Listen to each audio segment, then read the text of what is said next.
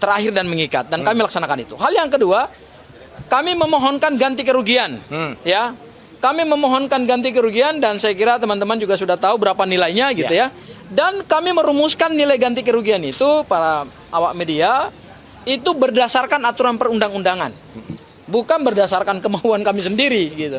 Karena tidak bisa juga kami memohonkan ganti kerugian misalnya 0 rupiah atau 1 rupiah atau 100 rupiah atau 1000 rupiah atau 10.000 rupiah. Itu samanya kan kami menghina pengadilan. Udah, waduh, luar biasa lah ya. Udah begitu duduk, kita siapkan berkas, legal standing, kita kasihkan semuanya. Kata Pak Hakimnya, oh itu legal standingnya sama ya sepertinya. Ya siap sama yang mulia. Dari sebelah juga termohon siap sama. Oh turut termohon mana? Belum hadir. Kata beliau sudah dipanggil, tapi ternyata belum hadir. Terpaksa harus mengikuti aturan, harus dipanggil 2 kali maksimal. Kalau sudah dipanggil 2 kali maksimal, ya berarti dianggap lewat. Kan gitu, berarti sidang akan dilaksanakan. Dianggap yang bersangkutan hadir, seperti itu aturannya ya. Dan alhamdulillah sekarang ya jangan sampai ada bunyi ngulur-ngulur waktu lagi. Nggak ada. Siapa yang ya, ngulur waktu? kita nggak ngulur-ngulur waktu, kita laksanakan sesuai dengan KUHP. Ya aturan mainnya seperti itu. Mungkin itu tambahan dari saya karena tidak ada yang perlu disampaikan karena ketuk palunya seperti itu tadi ya. Ya, mohon dukungannya, mohon doanya. Semoga kebenaran itu tetap di atas segalanya. Amin. Terima kasih. Assalamualaikum warahmatullahi wabarakatuh. Oke. Sebelum Mas Roy ya. Ya. Terima kasih rekan-rekan media bahwa hari ini kami lagi-lagi menggunakan hak hukum kami sebagai tersangka ya. Jadi kalau ada yang mau mengatakan bahwa Mas Roy ini sudah statusnya sebagai terdakwa, dan kami selalu men-challenge mana pihak yang mengatakan Mas Roy sebagai terdakwa berarti belum memahami KUHP dengan sebenar-benarnya gitu. Mas Roy ini statusnya masih sebagai tersangka. Makanya di dalam pasal 158 KUHP yang baru, permohonan pra-peradilan itu statusnya harus diajukan oleh seseorang tersangka, bukan terdakwa ya. Nah, karena Mas Roy ini masih menjadi tersangka, maka kami menggunakan hak hukum kami, yaitu apa? Mengajukan permohonan pra-peradilan untuk yang ketiga. Ketiganya berkenaan dengan apa?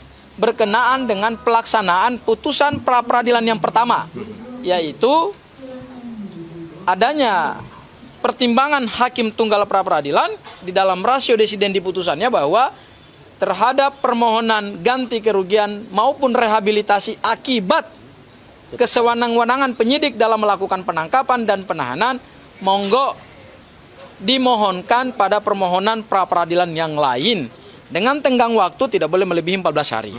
Dan kami hari ini melaksanakan putusan hakim. Jadi kami datang ke Pengadilan Negeri Jakarta Selatan hari ini bukan lagi-lagi ingin menunda persidangan ya.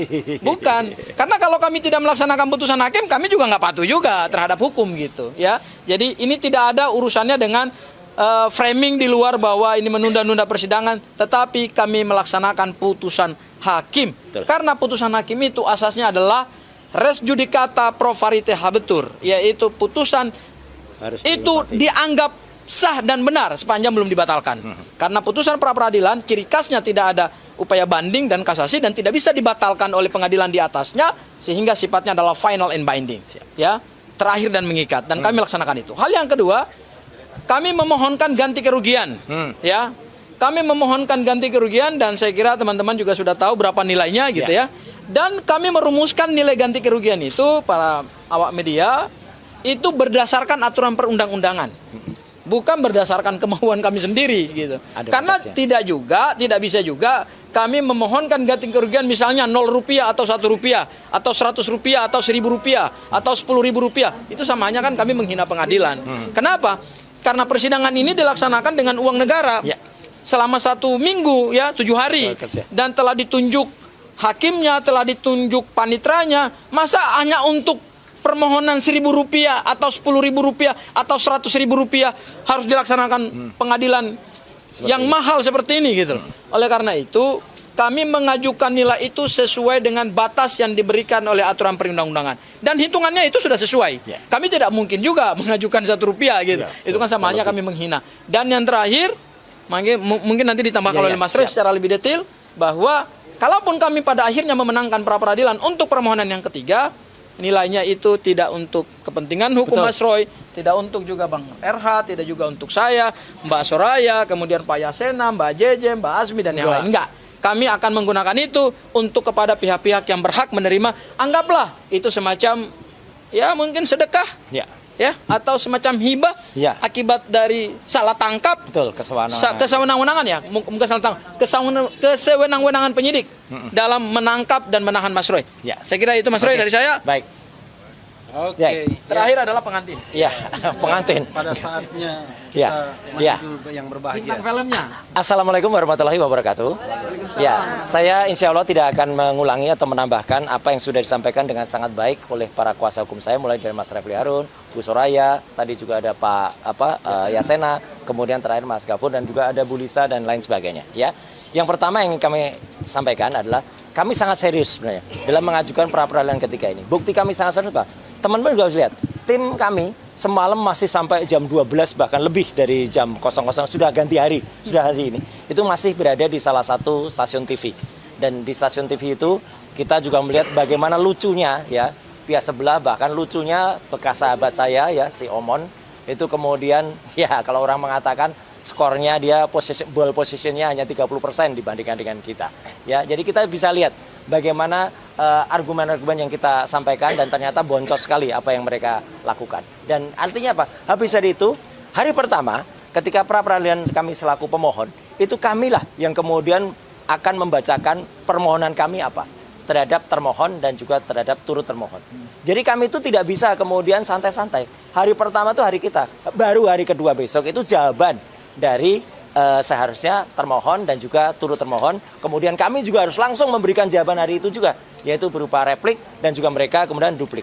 Tapi teman-teman tahu sendiri ya, hakim tunggal yang memimpin ini alhamdulillah sama lagi ya, yaitu Pak I Ketut Darpawan ya. Nah, ini teman-teman nanti bisa melihat apakah putusan dari hakim tunggal ini akan sama seperti yang pertama atau yang kedua kemarin. Kalau beda dengan yang pertama, ini akan menjadi lucu banget. Ya, karena waktu itu belilah yang sebenarnya memberikan kesempatan kepada kami untuk mengajukan ini dalam pra peradilan yang terpisah. Jadi ini bukan kami yang kemudian menunda-nunda. Ya, kok kami baru sekarang, kok nggak sekalian kemarin. Putusannya itu adalah boleh diajukan secara terpisah dalam waktu 14 hari maksimal. Dan kami sudah melaksanakan itu sesuai dengan putusan pra peradilan yang pertama. Ya, nah itu yang penting. Jadi ini adalah kuasa dari Allah Subhanahu wa taala. Kami juga tidak mengerti awalnya tanggal 28 Juli yang akan datang hari Selasa, itu hakimnya kalau tidak salah adalah putri ya, seorang wanita ya, perempuan. Ya, tapi ternyata hakimnya begitu masuk terus sama lagi. Wah, ya udah. Jadi teman-teman nanti akan bisa menilai konsistensi dari hakim itu atau tidak. Itu aja udah, gampang kan? Jadi seharusnya memang konsisten seharusnya. Dan yang kedua atau yang terakhir yang ingin saya sampaikan, tadi sudah disampaikan oleh Mas Gafur dan juga oleh Mas Refli dan juga oleh Bu Soraya dan yang lain bahwa kami sama sekali tidak berkepentingan ekonomi untuk hal ini. Ya, sama sekali tidak. Jadi ini adalah semata-mata untuk mewujudkan hak saja hak kami. Jadi sama sekali kami tidak mewujudkan ekonomi. Makanya daripada kemudian hasil dari tuntutan itu ganti rugi itu kepada kami, ya itu akan kita sampaikan atau akan kita berikan melalui kaos ya, kepada yang lebih berkepentingan. Dan cukup pandangan atau gambaran dari hasil itu saya pakai saja di sini. jadi inilah yang kita dapatkan ya. Jadi ini saya pakai saja. Jadi ini akan menutup semua spekulasi kalau wah itu nanti akan cari duit, cari rente. Enggak sama sekali. Sudah saya pakai ya gitu. Jadi silahkan kalau hasil itu ada nilai tertentu, itu akan disampaikan kepada yang lebih. Saya kira itu teman-teman semua ya. Silahkan ditunggu nanti seminggu ke depan untuk pra peradilan. Dan ini juga ini adalah petunjuk dari Allah Subhanahu wa taala. Insya Allah besok pagi kami akan tetap datang tapi di Jakarta Timur. Ya, kita akan membersamai Dr. Tifa, sahabat saya yang berjuang untuk besok mendengarkan ya putusan sela dari sidang Dr. Tifausia Tiasuma besok pagi. Sekian, terima kasih. Wassalamualaikum warahmatullahi wabarakatuh. Apa? Subscribe, share, like, and comment. Subscribe, share, like, and comment. Subscribe, share, like, and comment. Subscribe, share, like, and comment. Subscribe, share, like, and comment.